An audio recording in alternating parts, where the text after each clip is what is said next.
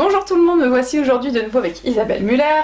Tu es coach en organisation et en qualité de vie. Aujourd'hui, on va parler de la sphère professionnelle en entreprise. Comment tu interviens et qu'est-ce que tu pourrais nous en dire? Alors bonjour Julie. Oui, c'est alors l'organisation dans l'entreprise.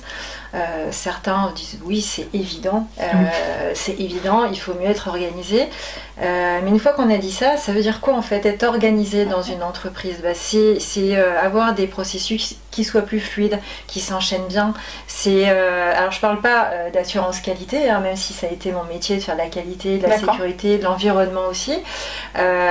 Donc il y a tout ça, mais déjà rien que du basique, puisque moi je m'adresse à des professionnels qui sont des petites structures. Hein, TPE, une petite agence, une petite banque, une petite agence immobilière, voilà, vraiment des petites structures et des indépendants aussi. Parce qu'en fait, quand on va se lancer, on a envie de se lancer parce qu'on aime un truc en particulier. Voilà, c'est son cœur de métier, on va y aller, on a envie de vendre des bons petits plats, on a envie de coudre des sacs à main, de développer une activité de couture, on a envie de, je dirais comme moi, des professionnels, envie de partager comment faire d'organisation, accompagner des gens dans le rangement.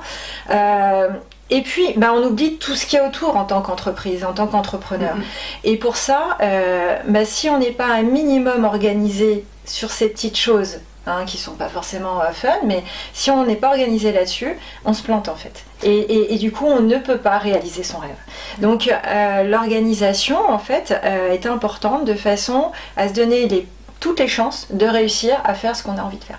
Oui, c'est une bonne base, en effet. C'est une très bonne base. Est-ce qu'il y a un ou deux éléments incontournables que tu pourrais donner en conseil aujourd'hui de manière sommaire pour que les gens l'aient en tête et puissent le développer avec toi? Alors oui, j'ai envie de dire qu'un des premiers éléments, c'est... j'ai l'impression d'enfoncer les portes ouvertes, mais c'est d'avoir un agenda et l'utiliser correctement. Et quand je dis correctement... alors peu importe s'il est numérique ou papier, peu importe le support. Il faut un support. Voilà, à eux de voir, à vous de voir, à toi de voir, toi pour ton quotidien, ce qui est le mieux. Mais l'agenda est important et d'y mettre le nez au moins en début de semaine. Enfin moi c'est comme ça que je fonctionne en début de semaine. Je regarde en début de semaine et je replanifie si besoin ce que j'ai à faire dans ma semaine. Parce qu'il peut y avoir eu des événements la semaine d'avant qui ont perturbé. Et réorganiser son emploi du temps, c'est en fait prioriser. Et prioriser ses actions, prioriser ses tâches, tenir compte si on a un déplacement du temps avant, du temps après.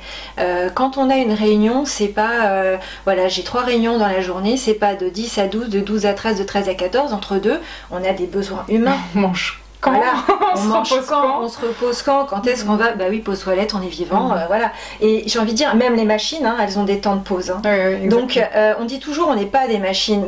Peut-être qu'on devrait se dire, on est comme les machines. On doit avoir de la maintenance, on doit avoir des temps de pause et on doit aussi assurer notre sécurité. Et en entreprise, la sécurité, elle est physique, mais elle est aussi intellectuelle et mentale. Et le rythme qu'on s'impose sur une journée, il faut aussi en tenir compte. Donc, avoir des priorités, tenir compte du temps avant et après une réunion, c'est aussi de cette façon-là travailler sur son bien-être et sur sa qualité de vie au travail. Bon, c'est très très intéressant. En effet, quand tu me parles de l'agenda, c'est un incontournable et pourtant on voit encore des gens qui sont en difficulté avec l'agenda. Après il y a des loupés, ça arrive, des fois on a mal vu, machin, mais je vois encore des gens des fois qui n'ont pas d'agenda et qui... ont oublié telle réunion, sont arrivés en retard parce qu'ils pensaient que c'était l'heure, et ça crée une désorganisation incroyable qui est aussi coûteuse auprès de l'équipe, auprès des clients et des clientes. Du coup c'est une grosse base. C'est une grosse base, bien sûr. Qui est très très bien de rappeler. C'est une grosse base parce que comme tu dis, ça crée une désorganisation pas seulement pour la personne, c'est qu'en fait ça crée une désorganisation pour tout autour, parce qu'on va attendre la personne ou pas. La personne va arriver en retard, donc il y a des sujets qui auront démarré, il va falloir reprendre, donc on va prendre du retard sur la réunion ou sur un pilotage de projet ou sur un départ quand voilà, il y a un déplacement qui se fait à plusieurs. Donc c'est plein d'effets boule de neige.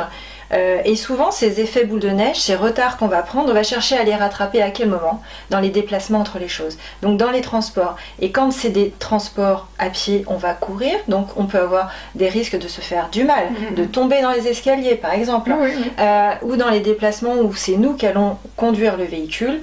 Là, voilà, je fais pas de... voilà, mais on est en train de rappeler aujourd'hui les accidents du travail au niveau de l'État. Une personne qui meurt par jour, hein, ou deux. Deux, c'est ça. Voilà. Donc c'est quand même énorme. Deux qui décèdent dans des accidents du travail. Donc ça, c'est énorme. Et à quel moment on se lève le matin en disant je vais bosser et c'est normal que je meure à la fin de la journée? À quel moment? Donc c'est au travers de ce que je peux proposer avec les entreprises. Alors je le fais aussi avec les particuliers. Je fais très attention à la sécurité des personnes. Et en entreprise, je vais être capable d'accompagner les gens sur l'organisation, mais sur l'organisation pour que ce soit plus fluide, pour que justement on améliore la sécurité et la qualité de vie. Et du coup la productivité. Parce que si on n'a pas tous ces problèmes-là, tous ces grains de sable, finalement, la productivité, ça roule. Exactement. Et puis les liens aussi, comme on disait, quelqu'un qui arrive en retard ou qui arrive en avance en étant sûr que c'était cette bonne heure-là et qui attend ses collègues ou le client, la cliente en étant énervé.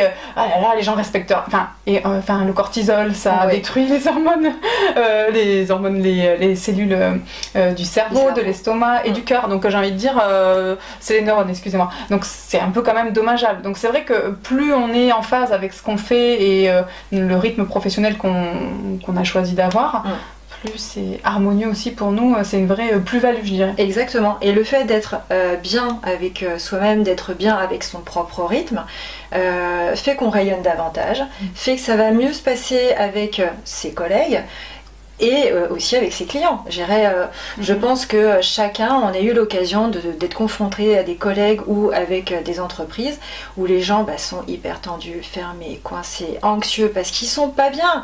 Et alors, je parle pas des maladies, c'est quelque chose à part. Il y a tellement d'autres facteurs. Mais quand c'est sur des histoires de stress d'organisation, de dysfonctionnement d'entreprise, il y a des moyens de lever ces choses-là et d'être bien.